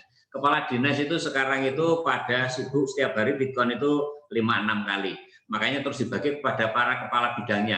Kepala bidangnya juga kecapean setengah mati, diserahkan pada kasihnya. Kasihnya capek juga, akhirnya dihitung pada stafnya. Pertanyaannya, mereka lapor pimpinan atau tidak?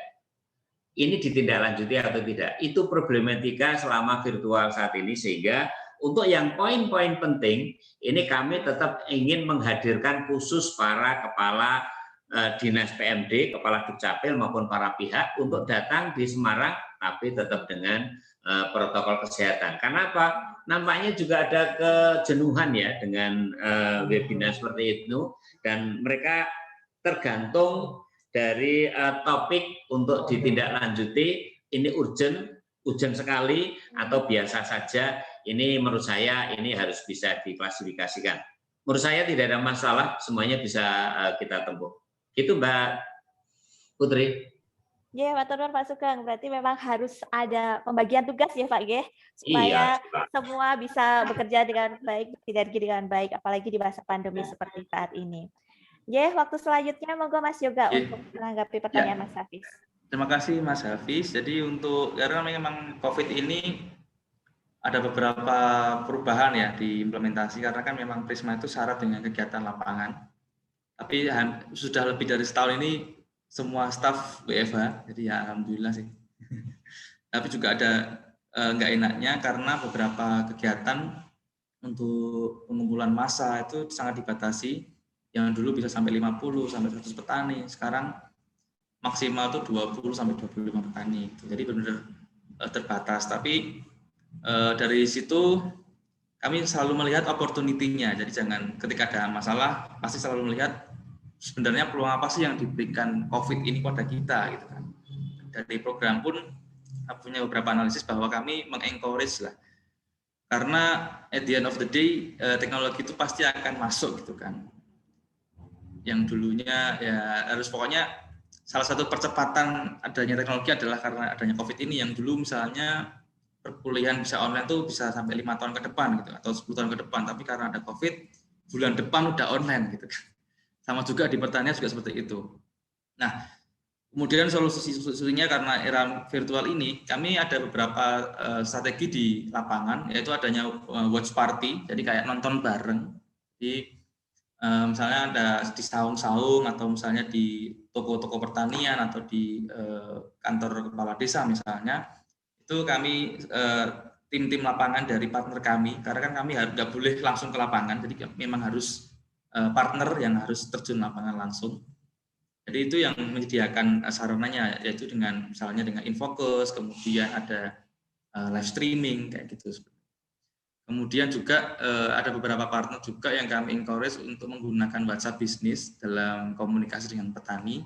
Yang dulu misalnya harus ketemu tatap muka, sekarang sambil ngopi, sambil makan gorengan bisa komunikasi langsung dengan PPL seperti itu. Jadi permasalahan pertanianmu terselesaikan. Seperti itu Mas Hafiz. Mas Yoga, tadi ada yang belum sempat terjawab ini. Ada syarat tidak untuk MSD? Kemudian tidak lanjut dari MSD sendiri untuk petani zaman sekarang, penerapannya seperti apa? Ya, karena kan memang MSD itu ada supporting function-nya, jadi ada beberapa fungsi support. Nah, kemudian adanya digital ini adalah salah satu fungsi support yang ada di era digital ini. Seperti itu. Jadi MSD sendiri tadi memang harus masuk dari masuknya itu dari petani dulu. Kira-kira root cause-nya apa sih atau bottleneck-nya itu apa sih dalam petani itu berbudidaya seperti itu. Nah, dari situ kami tarik dan kami cari inovasi-inovasi yang bisa menjawab itu. Dan tadi bagaimana bersaing agar memenuhi target konsumen, tetap lagi dengan adanya MSD ini, yang dulu misalnya serangan hama itu sampai 35% kerusakan terhadap padi dan jagung. Nah, dengan adanya partnership dengan Prisma, perusahaan akan lebih banyak training dan lebih banyak mengedukasi petani terhadap hama penyakit tadi. Sehingga tidak hanya untuk tindakan pengobatan, tapi juga ada pencegahan seperti itu. Jadi akhirnya petani pun bisa menghasilkan produk yang berkualitas dan grade-nya pun juga semakin naik seperti itu. Yeah. Itu Bu Putri. Mas Yoga, saya nambahi pertanyaan sedikit ya Mas, karena ini sangat menarik sekali bahwa Ya, boleh. bahwa Prisma itu juga dia berkecimpung juga di Indonesia bagian timur ya Mas ya, di NTT, Papua Ya, Barat betul. dan juga Papua. Bahwa di mana di sana itu apa ya? Karakteristik daripada penduduknya, kemudian wilayahnya itu memang butuh effort yang sangat tinggi dibandingkan ketika kita ingin memberdayakan masyarakat di daerah wilayah kita. Karena kalau di wilayah kita mungkin masih ada kesamaan latar belakang budaya, kesamaan kondisi alam dan lain sebagainya. Pertanyaan saya adalah bagaimana ini strategi pendekatan yang dilakukan oleh Prisma ini khususnya untuk di daerah Indonesia bagian timur ini? Ya, terima kasih. Jadi memang Prisma itu kan karena program bilateral, jadi tetangga terdekatnya Australia adalah dari timur, gitu. Jadi dari Papua. Makanya untuk negara-negara lain seperti Fuji, Papua Nugini juga ada program juga dari Australia itu. Nah, dalam pendekatannya, jadi masing-masing provinsi itu ada provincial manajernya, Ibu. Jadi ada yang dituakan lah di masing-masing provinsi tadi, dan biasanya itu adalah orang asli sana. Itu yang pertama. Yang kedua adalah untuk staf-staf yang mengerjakan area intervensi di daerah NTT, Papua Barat, NTB itu biasanya ada staf yang memang asli sana gitu, asli penduduk sana. Jadi ada keunggulan lah dari sisi komunikasi, kemudian ada kesamaan karena memang kami raise up Bu, isu adalah keberagaman tadi, kekayaan Indonesia tadi. Berarti memang itu adalah kekuatan kita. Itu pun juga sebagai strategi Prisma juga dalam implementasinya juga menggunakan kekuatan tadi, yaitu kekuatan penduduk setempat seperti itu. Dan alhamdulillah karena PM, profesional manajernya juga orang sana, kemudian ada beberapa staf yang memang penduduk sana, jadi untuk starting point-nya sangat kondusif seperti itu. Kemudian untuk implementasinya, karena memang pendekatan Prisma itu mesti harus memenuhi insentif di setiap pelaku pasar yang terlibat, Ibu. Jadi untuk petaninya insentifnya adalah kenaikan pendapatan, kemudian di sisi dinas pun akan sebagai prestasi baru gitu kan, karena kan memang ketika dinas bisa mendapatkan misalnya peningkatan produktivitas itu pasti akan sebagai prestasi lah seperti itu. Jadi kami harus benar-benar melihat insentif masing-masing tadi gitu. Dan lucunya tuh kadang-kadang juga sama yang disampaikan Pak Sugeng tadi, misalnya ketika ada kepala desa baru pasti mikir misalnya boleh balen lah, cari balen biaya kampanye.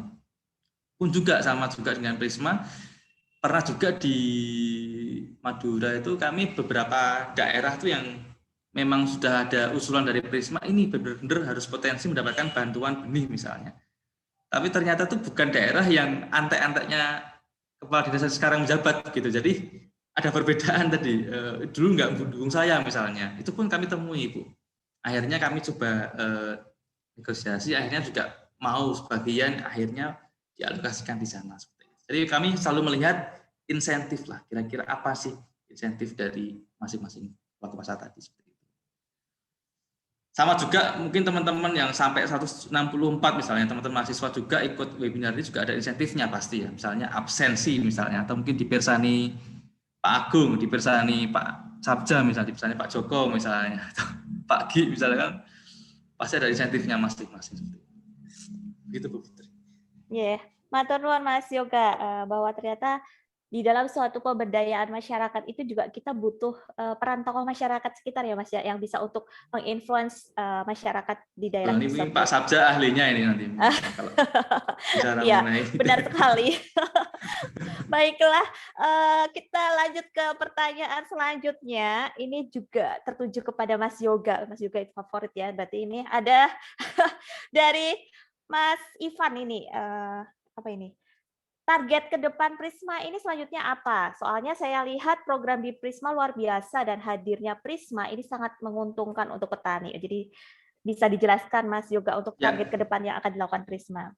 Ya, terima kasih Mas Ivan. Jadi memang Prisma sekarang tinggal 2,5 tahun lagi Mas Ivan. Jadi memang harus benar-benar sekarang lebih strategisnya itu kita mencari intervensi atau program-program apa yang punya dampak sistemik yang luas gitu, sistemik change-nya yang luas. Jadi nggak hanya setahun 2 tahun ke depan, tapi 5-10 tahun bahkan mungkin lebih dari itu.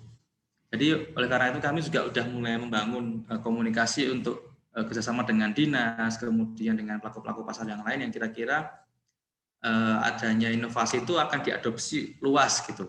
Misalnya dengan adanya webinar, misalnya kemarin kita mendukung webinar perusahaan swasta di pestisida, itu sudah banyak yang mengcopy, Bu Putri. Jadi sudah banyak perusahaan-perusahaan yang lain yang melihat success story dari Prisma dengan partner tadi, akhirnya mereka pun juga membuat webinar serupa seperti itu. Itu salah satu contoh inovasi yang harapannya bisa di-copy dan direplika itu. Jadi bedanya dengan hak cipta atau misalnya dengan strategi rahasia dari perusahaan yang nggak boleh ditiru, justru dengan Prisma itu semakin banyak yang meniru itu semakin bagus karena memang tujuannya adanya systemic change tadi. Dan itu yang lebih harus digali lagi sih, kira-kira bagaimana apalagi adanya COVID ini. Baik, terima kasih Mas Yoga atas jawaban yang sangat menarik sekali dari pertanyaan Mas Muhammad tadi. Bapak Ibu peserta webinar, tidak terasa waktu sudah menunjukkan hampir pukul 3.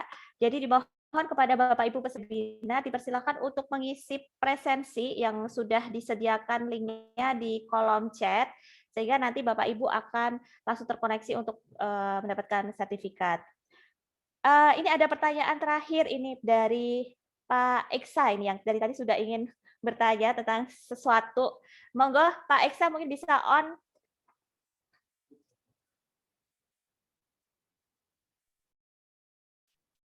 Baik, terima kasih Bu Putri atas kesempatannya. Ini ada beberapa titipan pertanyaan dari alumni yang belum sempat hadir, beberapa mahasiswa juga. Kami rangkumkan. Yang pertama, untuk tadi sudah disinggung mungkin ya ketika oleh Pak Agung di depan pada saat sambutan, untuk peluang terkait dengan kegiatan kemahasiswaan, baik itu yang berupa riset, skripsi misalkan, atau terkait dengan kegiatan magang, apakah kedua institusi ini sangat welcome dengan kegiatan riset, kemudian magang, atau sekedar untuk studi studi banding dengan adik-adik yang punya desa mitra seperti itu. Terima kasih. Monggo Pak Sugeng dan Mas Yoga untuk menanggapi. Pak Sugeng, bagaimana Pak Sugeng? Apakah kami bisa untuk bermitra dengan dinas? Oh siap. Jadi tadi di awal tadi sudah saya sampaikan untuk teman-teman adik-adik mahasiswa, welcome untuk bermitra dengan Dispermades untuk mendampingi desa. Objeknya di 7.809 desa, milih di mana. Jadi ini yang kami tunggu, sehingga tadi Bu Suminah ngajak untuk kita sama Pak Agung, kita membuat MOU, mari pakai MOU atau tidak, kalau saya ditimbali untuk UNS pokoknya yes. Ini dari kami. Ya, tapi kalau dengan MOU yang nanti untuk bisa ada impact dan yang lain, kami prinsipnya siap. Ini dari Dispermades kaitannya dengan pemberdayaan masyarakat. Sedangkan untuk yang administrasi kependudukan dan pencatatan sipil, meskipun ini juga agak jauh dari Fakultas Pertanian, kenapa tidak? Karena para petani barangkali tolong dong juga perlu dibantu. Petani barangkali juga abai bagaimana mereka mendapatkan hak-haknya data-data kependudukan. Tapi ini terus-menerus kita gelorkan untuk mereka mendapatkan administrasi kependudukan agar semuanya pada saat nanti bermasalah dengan administrasi kependudukan, NIK, yaitu lahir, datang, pergi, ini nanti bisa dimudahkan. Ini dari kami, Pak. Alhamdulillah, matur nuwun sangat Pak Sugeng atas keterbukaan pintunya di Dinas Pemberdayaan Masyarakat, Desa Kependudukan dan Pencatatan Sipil, luar biasa. Bagaimana dengan Mas Yoga? Ya, terima kasih Bu Putri. Sebelumnya saya ingin sungkem online dulu ke Pak Joko ya. Sepertinya tadi kelihatan videonya. Mohon izin Pak Joko untuk matur Pak. Pak Gi juga. Iya, Mas Yoga, monggo. Mantap. Sungkem online Pak. Sama juga Mas Eksa ya. Dulu saya sebelumnya terima kasih dulu ke Mas Eksa ya, karena dulu mungkin nggak disadari Mas Eksa adalah inspirasi saya ya. Karena dulu ketika Mas Eksa itu senior di pertanian itu, ketika saya ospek itu Mas Eksa diundang di depan itu presentasi sebagai mahasiswa yang berprestasi gitu ya, dengan banyak sekali Masya Allah penghargaannya ya, lomba apapun menang dulu kayaknya, lomba-lomba kayak tulis dan lain-lain gitu. Sampai sekarang itu Mas Yoga. Makanya itu Pak Joko. Iya. Makanya saya ingin matur nuwun sama Mas Eksa ya, karena itu masuk dalam alam bawah sadar saya Mas Eksa, bahwa kayak Mas Eka iso, Mas Eka yo rajin sholat misalnya gitu kan. Saya juga ngikuti, wah yo laku yo rajin sholat misalnya gitu kan. Kemudian dolane karo sapa wae. Saya sendiri dulu ngikutin Mas Eksa dan lain-lain. Jadi terima kasih, dan untuk mahasiswa yang dibimbing Mas Eksa, Pak Eksa sangat luar biasa lah. Nanti mungkin Mas Eksa jangan ragu-ragu untuk sharing ya. Kira-kira dulu pengalamannya gimana? Karena itu benar-benar sangat menginspirasi. Salam hormat Mas. Nah, untuk Prisma sendiri, karena kami program ya Bapak Ibu, jadi memang untuk magang kami belum bisa, karena memang dari program pun sepertinya belum ada jalur mana yang kira-kira bisa dimasukin. Tapi kami punya 212 mitra swasta maupun mitra pemerintah yang kami sangat erat kaitannya dengan beliau. Jadi tadi mungkin untuk pemerintahan, untuk ke desa juga bisa lewat Pak Sugeng. Kalau kemudian dari kami bisa lewat dari private sektornya, misalnya dari perusahaan mana yang mereka dalam implementasinya, misalnya ada pembinaan terhadap petani, insya Allah kami juga bisa support gitu. Tergantung teman-teman punya interest di mana, misalnya untuk karena kami ada beberapa sektor, bisa dilihat di website kami juga, misalnya dari sektor irigasi, kemudian benih jagung, kemudian benih padi dan lain-lain. Jadi coba dilihat dulu, kira-kira nanti mungkin Bu Sumina dan tim Bapak Ibu misalnya mendata kira-kira dari teman-teman mana yang punya interest. Nah, kami insya Allah kami bantu untuk komunikasikan dengan mitra seperti itu. Minimal ada kontaknya lah. Seperti itu Ibu. Karena tadi sepertinya saya ngikut sama senior Pak Sugeng, pokoknya kalau sama FP harus bias dan bias ya Pak Sugeng. Siap, matur nuwun sangat Mas Yoga. Ini juga saya juga sangat apresiasi juga, ternyata Mas Yoga dulu sempat ini juga jadi adik tingkatnya Pak Eksa berarti guys. Betul, saya dulu pas ospek dari masih putih-putih itu Mas Eksa di depan bahwa beberapa penghargaan tuh masuk dalam alam bawah sadar saya Bu Putri. Jadi benar-benar berarti kena beliau iso aku kudu iso. Jadi dulu juga sering kali maju di tingkat nasional misalnya dalam rekrutmen pekerjaan tuh saya dari UNS sendiri gitu Bu, yang lain itu dari kampus-kampus luar negeri, kampus-kampus yang dari kota tuh, makanya sepenting makisik lah gitu. Siap, banyak yang nggak tahu juga singkatan UNS juga Bu Putri. Seringnya Universitas Negeri Solo. Iya, Negeri Solo. Oke, baik, matur nuwun Mas Yoga. Saya juga ingin menyapa selamat siang Pak Joko. Matur nuwun sangat sudah bergabung di acara webinar kami siang hari ini. Luar biasa. Iya, Bu. Sama-sama. Nyimak ini. Kangen sama Mas Yoga juga. Sama Pak Sugeng juga. Siapa Joko? Iya. Saya selalu Mas Yoga, Pak Sugeng. Nuwun pun Pak. Matur nuwun Pak Joko. Baiklah Bapak Ibu peserta webinar, kita sudah menginjak ke sesi yang terakhir yaitu closing statement. Dipersilakan untuk Pak Sugeng dan juga Mas Yoga untuk menyampaikan dua patah kata, satu kalimat ya kalau begitu ya, untuk closing statement dari acara siang hari ini. Monggo dipersilahkan. Terima kasih Mbak Putri. Jadi saya berangkat dari mahasiswa Fakultas Pertanian saja, itu ada mahasiswanya waktu itu 125. Yang 100 keterima resmi, yang 25 cadangan. Sugeng Rianto adalah cadangan. Ya rapopo. Sehingga meskipun cadangan, barangkali kalau namanya bejo ya mau gimana lagi, apalagi teman-teman kalau tahu Sugeng Rianto berangkat dari seorang penjaga toko, yang hingga saat ini tokonya masih eksis. Sehingga kalau saya datang ke sana dan supir saya ditanya, "Kan saya dari apa? Tadi uang." Nah, supir saya itu bayarnya itu emosi. Kenapa? Belum nggak tahu kalau pejabatnya dengan aku yang kantor ya. Kalau di luar rakyat silakan. Baik untuk teman-teman dari mahasiswa, jika kita mau pasti kita bisa. Terima kasih. Matur nuwun, Pak Sugeng. Selanjutnya Mas Yoga. Ya, terima kasih Bu Putri. Pesan saya buat teman-teman mahasiswa, kurang-kurangi joget-joget di TikTok, kurang-kurangi aktivitas medsos yang kurang bermanfaat, karena di dunia yang lain, sekarang dulu di Jerman, kemudian di Cina, kemudian di negara-negara berkembang yang lain itu pemuda-pemudanya itu sibuk di lab mereka, kemudian sibuk di garasi-garasi mereka membuat inovasi gitu kan.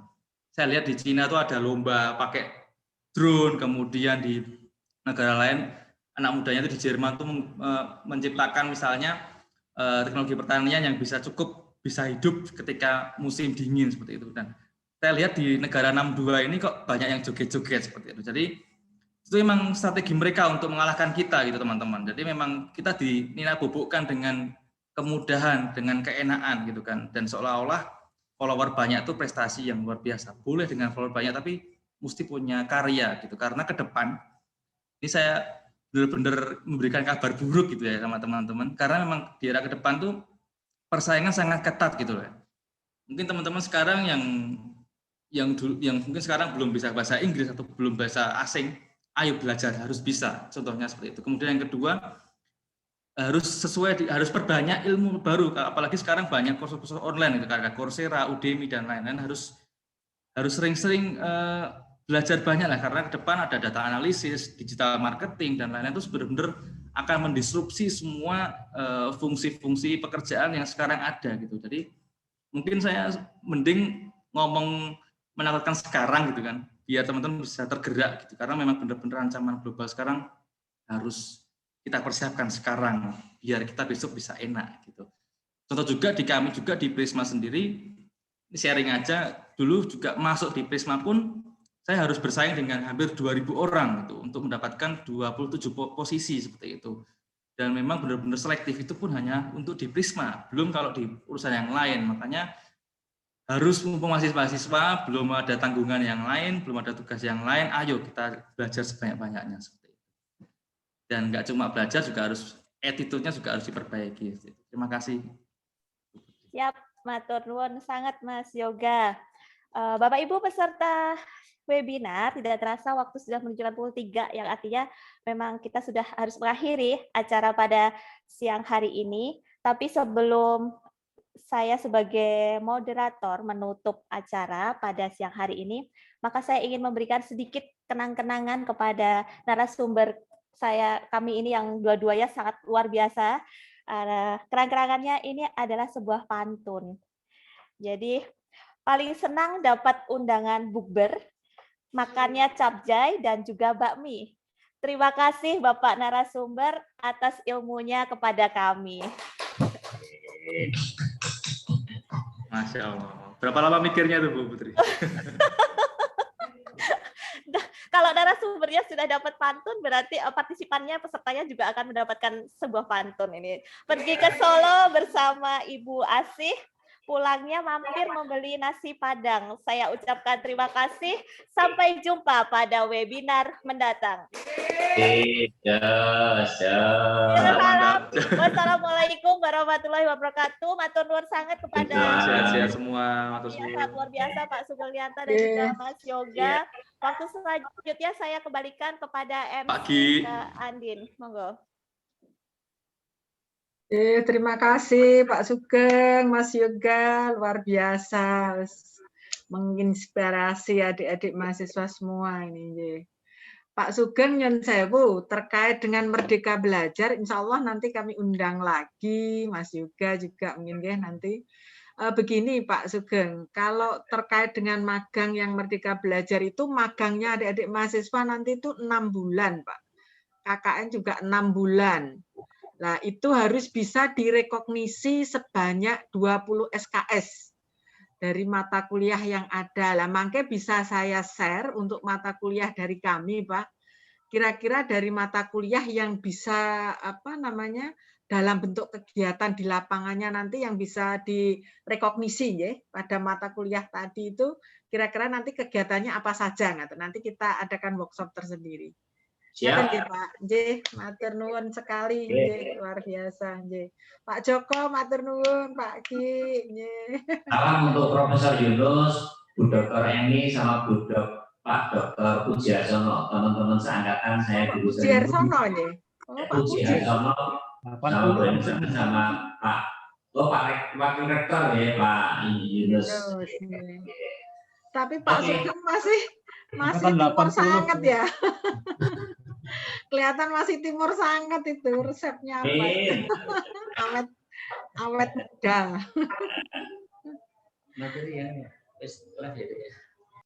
Izin live untuk ikut webinar.